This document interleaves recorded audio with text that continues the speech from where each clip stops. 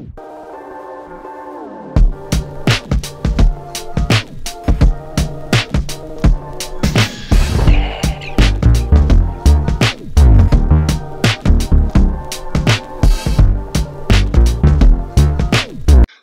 Morning everyone, welcome back to Fit Glam Life. তো আজকে আমি তোমাদের সাথে শেয়ার করব আমার পুরো দিনের ডায়েট প্ল্যানটা। তো সকালে উঠেই যেটা আমি করি, ঘুম থেকে উঠেই খেয়ে নিই প্রথমে 1 বোতল জল, আর তারপর ফ্রেশ হয়ে আমি নিয়ে নিই আমার ওভারনাইট সোকড রেজিন ওয়াটার। আমার অ্যানিমিয়ার প্রবলেম আছে, আর তাই আমি এই ওয়াটারটা নিই প্রত্যেকদিন সকালে। আর শুধু যে রেজিন ওয়াটার অ্যানিমিয়াটাকে প্রিভেন্ট করে বা এটাকে কিওর করে সেটা বলবো না, তার সাথে সাথে এই রেজিন ওয়াটারটা যদি তুমি ডেইলি বেসিসে নাও তাহলে কিন্তু তুমি অনেকটা তোমার পিরিয়ড ক্র্যাম্প থেকেও রিলিফ পাবে। এটা আমি আমার অভিজ্ঞতা থেকেই বললাম। তারপর চলে গেলাম নিচে, আর আজকে একটা সিম্পল ব্রেকফাস্ট বানাচ্ছিলাম, সেটা হচ্ছে এগ অমলেট। তো বানিয়ে নিলাম এগ অমলেট, আর তার সাথে একটা নিয়ে নিলাম পাম সাইজ রুটি। ব্রেকফাস্ট সেরে হাতের কাজগুলো সব সেরে ফেললাম, আর তারপর বানিয়ে নিলাম চা, কারণ এখন আমার টি টাইম। ব্রেকফাস্ট আর লাঞ্চের মধ্যে কিন্তু একটা বিশাল টাইমের গ্যাপ থাকে, আর তাই মিড মর্নিং এর এই ছোট্ট খাবারটা কিন্তু প্রত্যেকের শরীরের জন্য খুব ইম্পর্টেন্ট, তাই এটা স্কিপ করো না। লাঞ্চ বানানো অলমোস্ট ডান, শুধু বাকি ছিল এই সয়াবিনটা বানানো।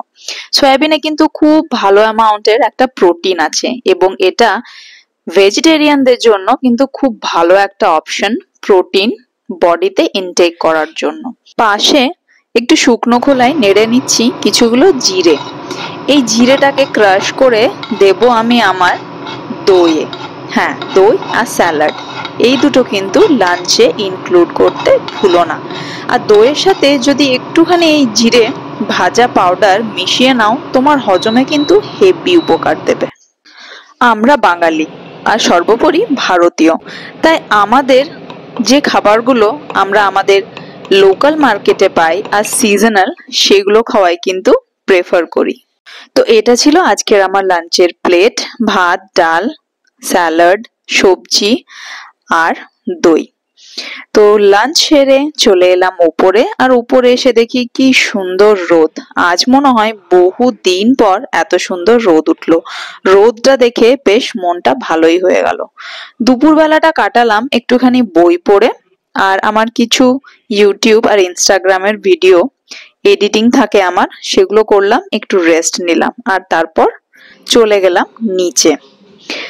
এরপর জিমে যাব, আর তার আগে নিয়ে নেবো আমার প্রি ওয়ার্কআউট মিল। প্রি ওয়ার্কআউট মিলে আজ নিচ্ছি একটা কলা, আর এই দেখো এখানে আমি বানিয়ে রেখেছি আমার প্রোটিন লাড্ডু। এই লাড্ডু রেসিপিটা আমি অনেকবার শেয়ার করেছি, চাইলে দেখে নিতে পারো। লাড্ডুটা ভীষণ টেস্টি এবং ইকুয়ালি হেলদিও। তো চলো সেরে নি ইভিনিং স্ন্যাক্স।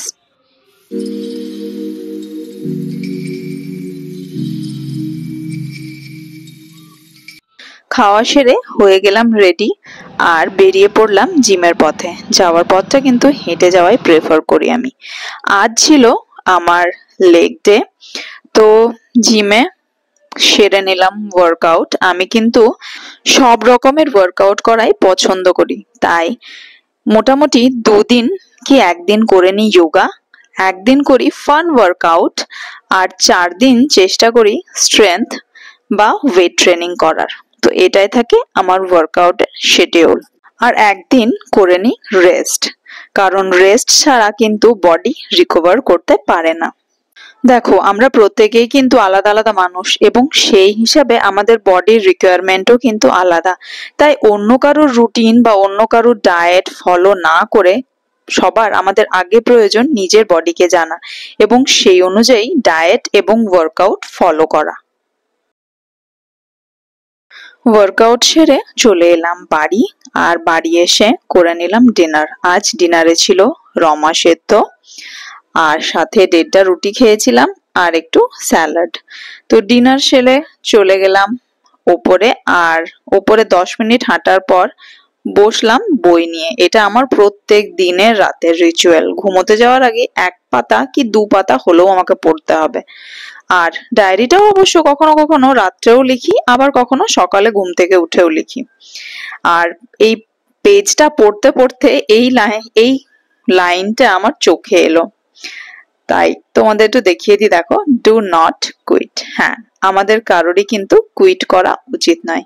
আমরা চেষ্টা করব এবং ফেল হলে আবার চেষ্টা করব, আর একদিন না একদিন নিশ্চয়ই সাকসেস হব।